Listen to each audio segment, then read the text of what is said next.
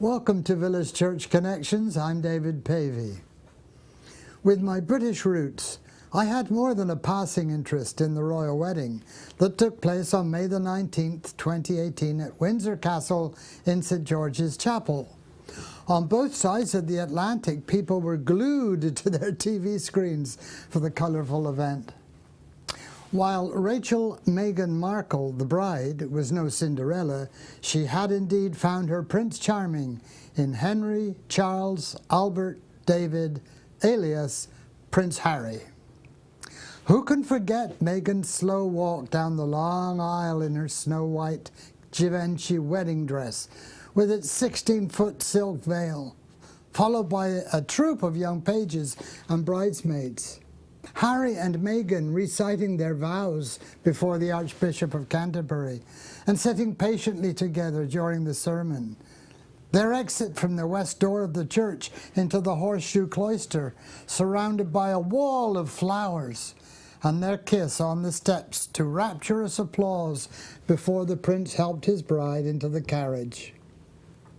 Who can forget the couple's majestic ride through the streets of Windsor in bright sunshine, in the open-topped Ascot Landau carriage pulled by 4 magnificent Windsor grey horses, preceded by 2 more mounted outriders and escorted behind by the colourful household cavalry. Who can forget the delight of perhaps 150,000 cheering well-wishers, many waving the Union Jack flag, with others brandishing the American stars and stripes, and still others the Canadian maple leaf? Who can forget the procession up the 2.5-mile straight tree-lined avenue called the Long Walk back to the castle? And late in the day, what a moment as Harry drove Meghan away in the pale blue electric E-Type Jaguar convertible. It was certainly a fairy tale wedding. But who was this Meghan Markle? And what was she doing in the royal family? She had no right to be there.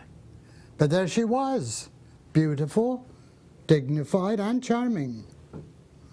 One day she was Meghan Markle, and the next she was Her Royal Highness, the Duchess of Sussex.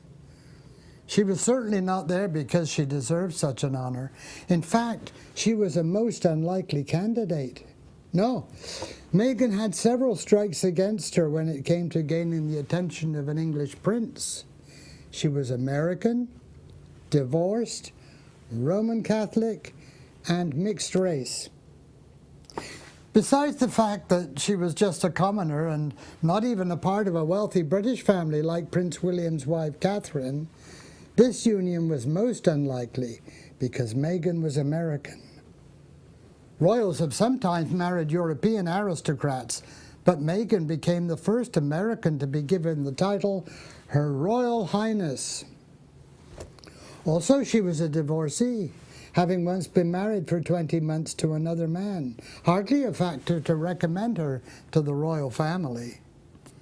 Then again, she was a Roman Catholic, though she accepted confirmation into the Church of England to accommodate convention or perhaps conviction. Moreover, she was biracial, or mixed race, as they say in Britain. Her father being white and her mother black, a notable departure from tradition. She became the first person of mixed race to marry into the British royal family. So there was no way it could be argued that Meghan deserved such an honour, but there she was. So why was she there? Well, simply because she was loved by the prince, by the son of the Queen who had given her blessing. And it dawned on me that as Meghan received what she didn't deserve, there's nothing I have thought, said, or done that would make me deserve God's favour. That goes for you too, good as you might be. The Apostle Paul quoted the prophet Hosea to the Christians in Rome, "I will call them my people who are not my people, and I would call her my loved one who is not my loved one." Those who were not God's people would be called children of the living God.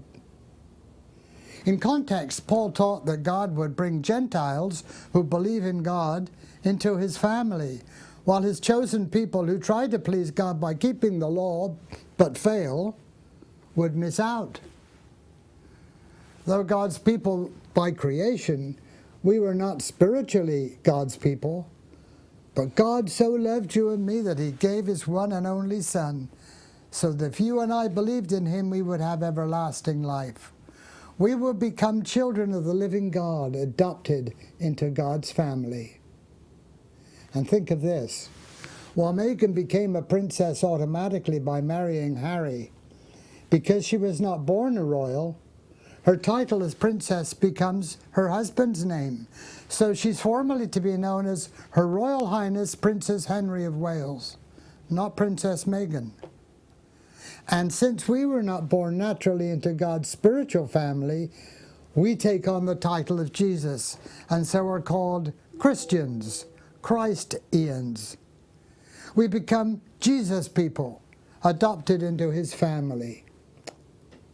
As the hymn declares, I'm so glad I'm a part of the family of God. In November 2017 in London, Prince Harry asked Meghan if she would marry him. It would have been unthinkable of her to decline. And Jesus invites us into his family just because he loves us.